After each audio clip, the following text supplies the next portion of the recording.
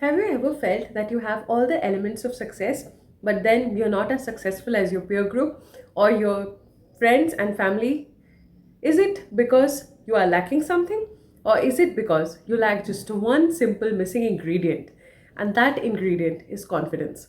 Hi everyone, welcome back to my YouTube channel. Today I'll be talking to you about confidence, the secret behind all the successful people. Anybody that you see successful around you definitely has that one factor that is setting them apart from the rest of the crowd. And that factor is confidence. How many times is it that you wanted to start something new, but that fear that maybe you're not good enough has stopped you? Maybe you wanted to sing on stage for a performance. Maybe you wanted to open a YouTube channel. Maybe you wanted to try out new recipes and just experiment with cooking. What is it that stopped you? It is the fear of failure and the fear that maybe you're not good enough. A lot of topics nowadays are focusing on imposter syndrome, fear of failure, fear of success, and so many other related topics. But today, I'll talk to you about 5 simple strategies through which you can become your most confident version, no matter what your age is, no matter what your life situation is, and no matter what you do for a living. Hi, I'm Dr. Pubali. I'm a psychiatrist and I help people live their highest and happiest lives. If you're someone who actually wants to grow and evolve into your highest version, do subscribe to this channel and check out the self-development playlist. I know you will stick around for some time and definitely you will gain something from it. To make the most of my videos, I would also suggest that if you have some pen and paper with you, it will definitely help you because sometimes I'll be mentioning points which you can just note down and add to your day-to-day list.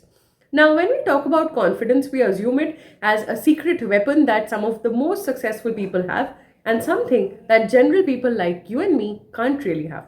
But not the case, really. Have you ever seen that confident people take pictures in a certain way and underconfident people smile in a very fake way, or maybe they look down, or maybe they are not able to make eye contact? Some of the simple ways in which you can build confidence is through your body language. So, stand up with your shoulders held back, your face up, put a smile on your face, and look into the eyes of the person that you're talking to.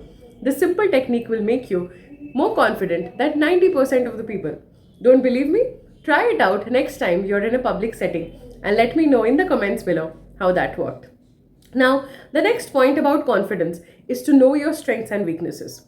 Now, we can't be confident as human beings if we know that we are not good at certain things and we are good at certain things. So by that, what I mean is, if you know your list of strengths and list of weaknesses, you can actually use the strengths to your advantage and work on your weaknesses daily so that they aren't weaknesses anymore. So the way to do this is very simple. Just sit down with a pen and paper, make a column. On one side, write strengths and on the other side, write weaknesses. So I'll just add something like this, which actually is going to give you an idea as to how the strengths and weaknesses column is supposed to look like. And the way you have to do it is very simple. Just add the points that are coming to your mind, sit down with yourself different times during the day. It does not have to be in one sitting. You can just get some points while you're in the shower or when you're driving or when you're just out for a walk. Ask your friends, closest friends and family members what they think about your strengths and weaknesses, and you may come across some of the most shocking points that you did not know about yourself. For example, your family and friends may get another angle to your personality that you don't normally get to see. So definitely ask at least one friend, one family member, and obviously yourself to know what your strengths and weaknesses are, and this strengths and weaknesses listing is going to give you a lot of confidence because now you know yourself better. Another thing about confidence is that we assume that it's all either there or not there. So confidence is not a 0 or 100 kind of a situation. Confidence is more of a spectrum. It's a gray zone. It's about some days I'm confident and some days I'm not. Some days I might be feeling like I can conquer the world and some days I just want to lie in bed. So with confidence, we also have to see what is our baseline confidence on a day-to-day basis. On most days, how are you feeling? How do you feel talking to new people? How do you feel dealing with stress situations? How do you feel when some unexpected problem comes up? These are some simple ways in which you can actually build confidence. And not only that, you can focus much more on improving your quality of life as well. Because a person who knows themselves really well and knows how they can function can actually focus more on their goals. The next point is definitely about get more things done. Now, I know a lot of people say that confidence is a mindset, but actually, confidence is an action. So, I can sit here all day and tell you about going to a stranger and talking to them, making eye contact and smiling at strangers at a party, or I can tell you to post more pictures online without feeling shy or guilty, or I can tell you to study your maximum and go into that exam hall as if you're going to conquer the world. But the thing is, unless you do it on a day to day basis, you won't really learn. So, this is where exposure therapy comes in. Exposure therapy is a concept we use in psychiatry for the treatment of a lot of anxiety disorders. And in this, we actually focus on the object of fear. In this case, you being underconfident is your weakness. So, how can we make that into a strength? Let's just put yourself in those situations which scare you. Suppose you have to go somewhere alone. Suppose you have to talk to people in a room full of 100 strangers. Suppose you have to talk on stage. Suppose you have to make a new recipe as someone who doesn't cook. So, how are you going to do all this? The first step is put yourself in that room. Put yourself in the kitchen. Put yourself on stage. Put yourself on that dais. Whatever it is that you need to do, just take the first step. Often, after taking the first step, we go into that role where we are now able to confidently equate our own feelings with that of the person or the role that we are stepping into.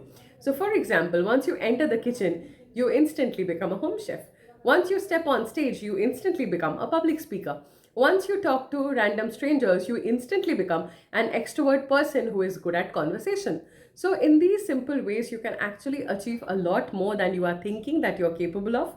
And by the simple steps, you can actually harness that energy and turn yourself into a very confident person. Now, another step with confidence is overconfidence, and this is something which is not talked about a lot, because what happens is if you don't have the mindset and skills to back something up and you just put on confidence, often it seems like fake confidence or overconfidence, and people will see right through you. So, for that, you just have to ensure while focusing on confidence, you are also focusing on the skills. For example, I'm a psychiatrist. So, in my day to day practice, I see a lot of patients. What I also focus on, rather than how well I'm speaking to the patients, is to keep updated with the latest trends in my field, to keep updated with the new releases, the molecules that are coming out, the treatment options that are coming out, how to talk to different people, and always upskill yourself. Upskilling yourself will be the secret to long lasting confidence.